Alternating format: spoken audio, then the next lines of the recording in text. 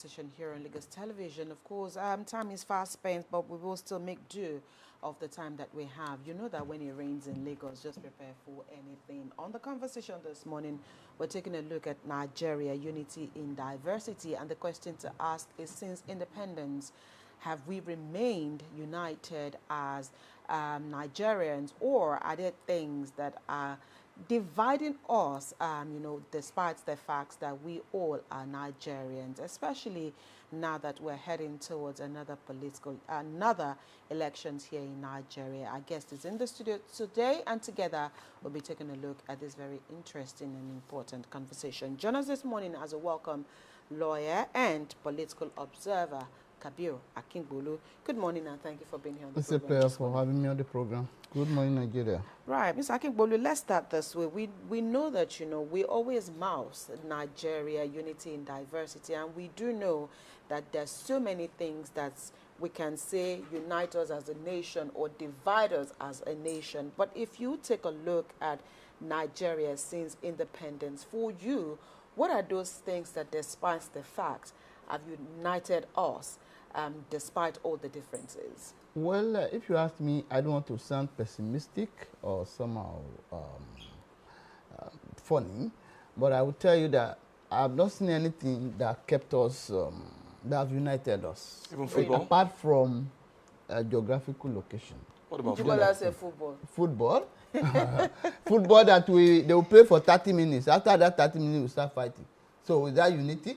What's the unity there? And even that football that you talk about, you see people talking that the coach is an Igbo man. That's why you see plenty Igbos there. How many outside do you see there? I have seen that. I lived in the north for several years. I schooled there. Right. I know what the Northerners feel about the selection of the team members. Do you understand?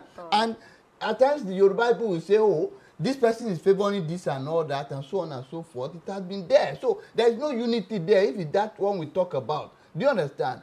Even from day one, pre and post independence, during the pre-colonial era, the colonial era, and post-colonial era, there has never been unity in Nigeria. Even our forefathers, the great nationalists that we are, the greatest nationalists that we had, Awolowo, Azikiwe, and Ahmadu Bello, Tafawa Balewa, four of them. Do you understand? Or we talk about all this Alban Ikoku and the rest of them. These people, they never even intended Nigeria to be one. When Nigeria came to be, during the Western region, the Northern region and Southern region, that later we had the Midwestern region, all the leaders were busy chasing how their region will surpass the other developmentally. Right. Do you understand? Awolowo was busy to stop that nothing, to make sure that the Westerners have better education than any other region, and he succeeded, if not wholly, at least to a greater extent. Ahmadu Bello also is trying to, let me remove my people from the dungeon of ignorance and illiteracy. Right. You understand? He's bringing them up. In fact, I listened to one of his interviews recently that where we cannot find Northerners, we would prefer to bring in foreigners like you. He was talking to the journalists, foreigners like you on contract basis, until our people will be able to fill in those gaps. But I will not be comfortable to choose Igbo or Yoruba to come and occupy any space in the civil service of a northern region. This is Ahmadu Bello talking them. Do you understand? And I think either Ahmadu Bello or Azikiwe said Nigeria being one geopolitical is only geography. One of them said it in 1964. I can't remember vividly. Now, one of the nationalists said Nigeria being one is only in geography. Do you understand? And that's the truth. Because when you look at it, which unity do we have today? Today, you see there are some agencies. You have not even seen a Yoruba man occupy. This is the first time a Yoruba man will be occupying places like EFCC, for instance. People believe, if you look at ICPC, it has already been either Yoruba man or an Igbo man or somebody from the southeast. These are some of the things that make us to also be divided, because the leaders also, they are not even doing what is supposed to be. If you look at the number of people that have been convicted, if you put it on percentage, the Northerners will weigh not up to 20% of the victims of the Southwesterners, and the southeast people. Do you understand? All these things go a long way to divide us because they make us to think that, oh, we are not equal. They make us to think that some people are more, important than the others or are higher in quality than us. That's okay. So even though Nigeria is a complex country and it's more or less like an animal farm where some animals are more equal than the other. Well. So how then do we develop and grow as a nation if our unity is fractured? I've cited my experience on this particular platform before.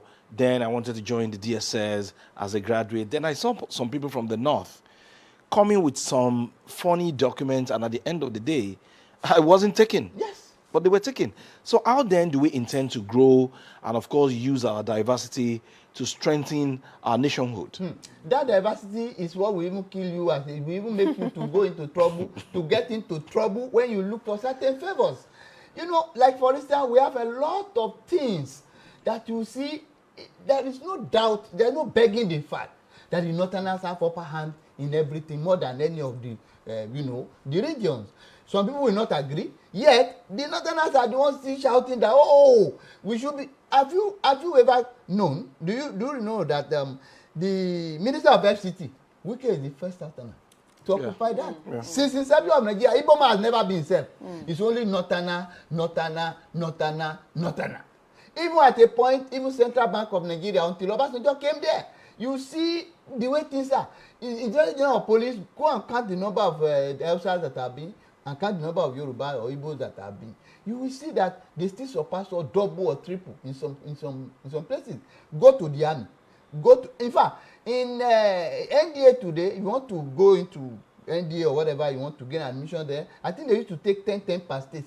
Why people in the southwest or south will not fill their own vacancy, the Northerners will fill their own and still use part of the remaining slots of the other states. Why is this so? And nobody is talking. Go to immigration, it is the same. Go to NDLA, it is the same. Go Customs. To immigration, customs, it is the same. Go to civil defense, go to anything. It is always like that. And they always have their way. But how do we, it's just like the politicians. They weaponize poverty to ensure that they keep on oppressing us and we keep on dancing to their tunes. If you say you are not going to vote for them, they will find themselves there. Because on the day of the election, some things will go and that is how they have also weaponized this nepotism and tribalism to ensure some people are ahead of us. Do you understand? Like that your experience, it's like that. It's like that. I have seen thousands like that. In fact, some people don't even, when I eventually, I went to Ahmadu Bello University Zaria. When I wanted to look for admission, I took the bull by the horn. I went to meet the sole administrator then, Major Mama Kotagram, and the Lord rest his soul and blessed his family. Now, I went there to see him myself. Do you know when we were waiting, somebody came and said he wanted to see the sole administrator who was acting as the VC then. Now, he came with nothing. Just the ID card of Kaduna Government College. That the oceanography there in 1967, this guy finished in 1990, maybe 1991, maybe 92. Here he is bringing an old student card, ID card of old student association that I went to the school you attended, sir. And based on that, give me admission. And the man gave him favorable point. Don't worry, when the list come out, you see your name. Don't bother. He just took his name. Me, I came. In fact, they sent me away. They didn't allow me to see him. This year I was there. Then I now went outside and said, is that what will happen? I had to lie and say, I am from one Malam Shehu. They said, does the administrator know the Malam Shehu? I said, he knows him. They said, what have I said, this is the letter for him. They said, Chebi, you say he knows you? I said, yes. Okay, when you go in there, present the letter to him. I said, no, take it. I started shouting at the soldiers with confidence, with one breath in me. I gave them the letter. And this letter I was begging for him to give me admission, but I don't know anybody. Right. But if I told them that he knows him because I met him on Malam Shehu, he saw me. And here I am, I'm a lawyer today. If I had not done that, maybe, I don't know what would have happened. Maybe that would not have happened. It would not have happened. Right. Do you understand? This is to tell you how they value their people. If you get online, there's trouble, you just in a corner, you're okay. You don't finish. As long as you are able to speak the language. But you're Obama. When my brother was in camp in Kaduna, Yoruba man was the state director of NYC. They gave him a cloth. The uniform was not inside. He went to him.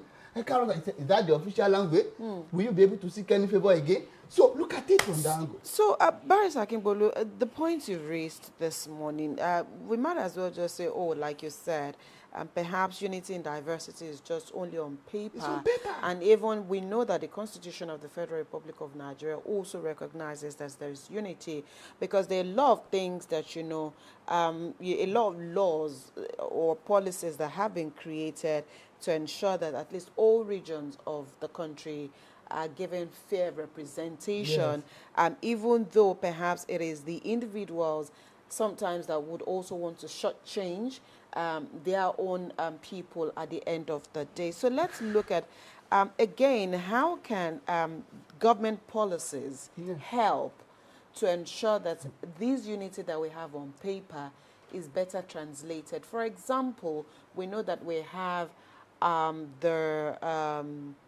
what's this thing called? The quota arrangement. Quota system. The quota system.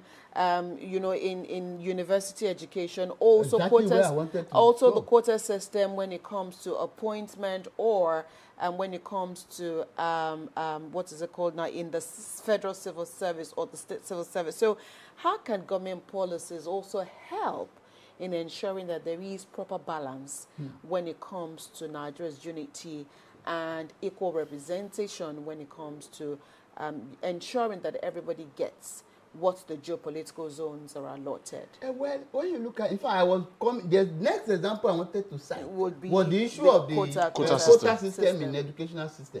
Do you understand? It's not only quota system. There is this, I don't know how they will, is it discrimination now?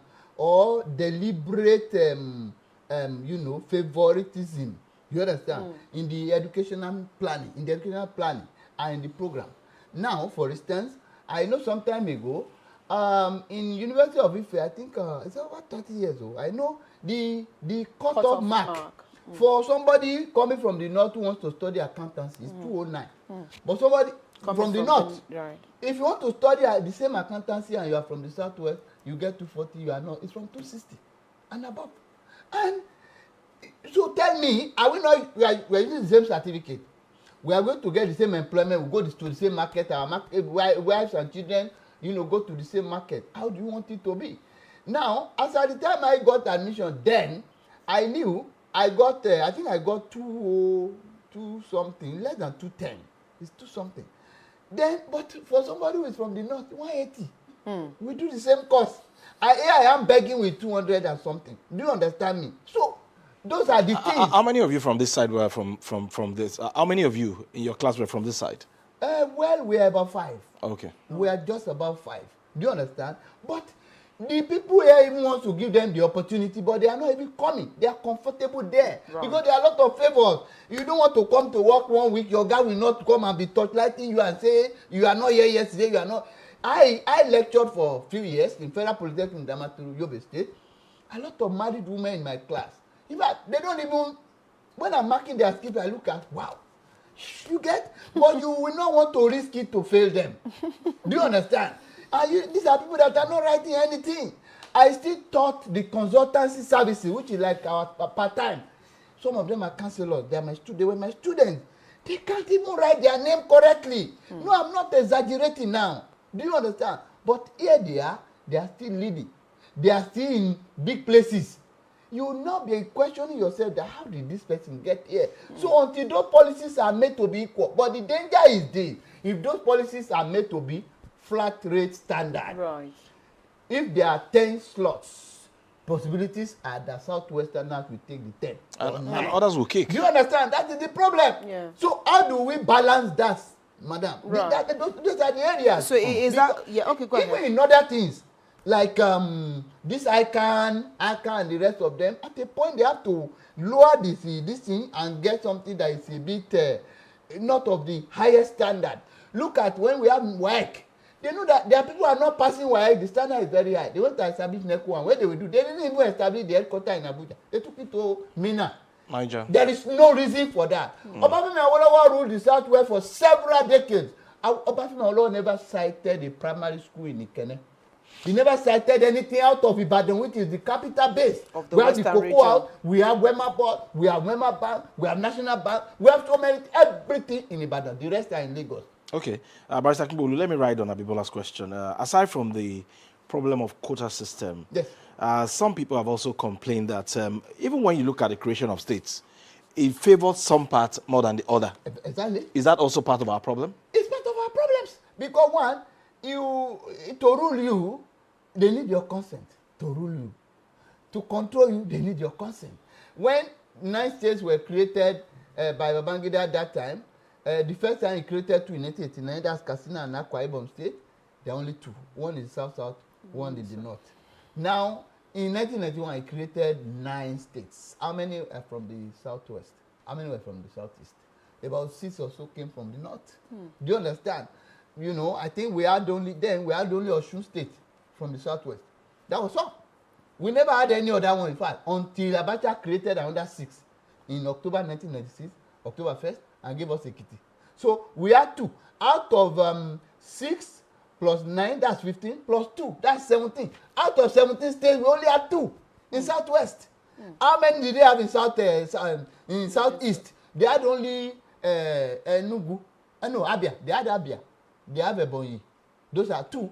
Then in South-South, they have Bayelsa. That's 3 plus 2. That is 5 minus 17. They have the remaining 12. And we thought we have 6 geopolitical zones. 3 geopolitical zones had only 5 out of 17. The remaining 12 went to them. More than times 2. So right. Look at where we are. And we have there is no armor against faith. There's nothing we can do. In fact, if not for the mistake that Babangida made in respect of June 12, there is no how a Southerner can ever be a president in Nigeria. It's not possible. If you go to poll, they know how to do it. Because they have the numbers. They have the number, they have the geographical. Now, you know, and a Fulani man who is in the bush has his radio here. You listen to BBC, CNN, everything. Right. You listen to news. My father is not concerned in the village. All he is concerned is how to sponsor his children in school. They will not even, on the day of voting, is it my children? Is it my child? Is it my this? That our political nature is another problem we have. But an Hausa man or a Fulani man, they are more politically advanced in thought, in thinking, in reasoning, in behavior than any South or Southwestern or Southeastern. Let's look at the current realities, especially with the current economic hardship and security issues. Are they in any way also either contributing or affecting Nigeria's national unity? It is affecting it seriously. And one of the problems that we have is this. Until we stop the idea of, Mr. A is a thief, but it's our thief, leave him for us. Nigeria may not grow. What do I mean by this? Now, Yoruba people will not allow you to do certain things. When Sunday Igboho wanted to start it, what did they do? They checked him. They checkmated him as, no, what do you mean? He was sent out of Nigeria. He became a persona non grata until very recently. Do you understand? IPOB leader was doing it. All the governors of the Southeast, they were pampering him until he got out of hand. He was doing sit at home up till today. There is sit at home in the Southeast, and they were governors. It's been stopped. At least they are only saying it. They are only saying it. I see. I had a friend was coming from Port Harcourt the other day. He could not move because it was a Monday. He had to move on Tuesday because it's a sit at home. It's still till today. They can only talk. It's happening. You allow this kind of illegality to take place in the north. There is no such thing, but there is all this terrorism and all that. Now they are percolated in southwest. You cannot say anything now that the one in southwest is not politically motivated. I will not believe you, because I believe because the president is from the southwest. Let us cause wahala here, let us cause trouble here, so that he can know that we mean something. So one of the problems that we have is this idea of I think Senator Seyoshani was the one that got it very well. That why is it that when it concerns a little theft and all that, we take armor tank to fight it, but when it comes to issue of banditry, we use catapults and this air freshener to treat it. Do you understand? But we can use insecticide when it concerns somebody who has stolen small petty thieves. But when it comes to banditry and real fraud, we use air freshener to treat it. That is the apt description. Somebody will steal 30-something billion naira, you will jail him for 2 years. The man that was jailed recently, the man for 2 years, madam. The trial was going on. They didn't know where he was. Or they pretended not to know. Immediately they convicted him the third day. EFCC was able to arrest him at Rigachuku in Kaduna. So where? Who now told them? What have they been doing since that time? Then are you not seeing it that some people have been shielding him? So these are the things. But there are some criminality that a Southerner will commit, he will not go scot-free. Somebody spent 8 years to say he want to set up a national carrier. For 8 years. The government wound up on Friday. He purportedly commissioned the airline on Saturday. Right. After the government is no more. And nobody is talking. Here we are. Okay. So if these politicians are not, don't look at faces. Don't mind whose source is God. Do your things. Because you see now today, you catch some bandits and all that. They mention names. You will not arrest these people. There is no how we can solve this issue of insecurity. Right. The government knows the sponsors.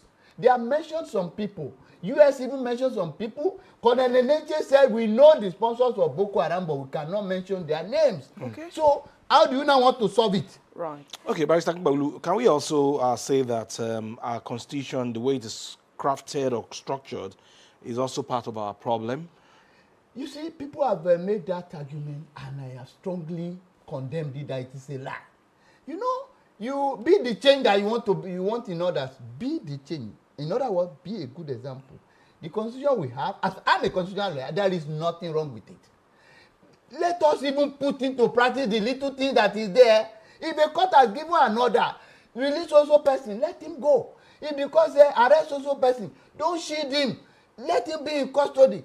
If somebody has embezzled money, don't go and say, oh, we are giving him state pardon. Or plea bargaining. Or plea bargaining. Somebody, I know of a bank chief executive in this country who embezzled, who had 92 houses across the world. And at the end of the day, what happened? They said they convicted him. He did plea bargaining. They left some houses for him. And he was given 6 months imprisonment. The next day, he said he was sick. And he was admitted, he was on hospital bed for the 6 months. He did not step his step in prison. After 6 months, he went home. So that's a country. So the policy of government in itself has divided us. Okay. You have made us to know that the rich can commit an offense and go scot-free. The poor, if they commit the slightest offense, they cannot. Do you understand? Somebody stole Akingbolu's phone. He was convicted, was sentenced to 14 years imprisonment. Okay. Phone. How much was the phone in 2010? Akingbolu, unfortunately, time is fast spent this morning. Perhaps we would have to bring you back to help us conclude on this particular topic, but we need to go now. Thank you so much, Barrister Akingbolu, for finding time to be with us on the program today. And we do, I'm sure that definitely when you leave the studio, you're going back to attend to your mechanic. Honestly, yeah, it's not a Nigeria problem. But we'll take a quick break. The conversation returns shortly. The views expressed on this program do not represent that of the producer, management of Lagos Television, or the Lagos State Government. They remain the perspectives of those expressing them. Thank you for staying with Lagos Television.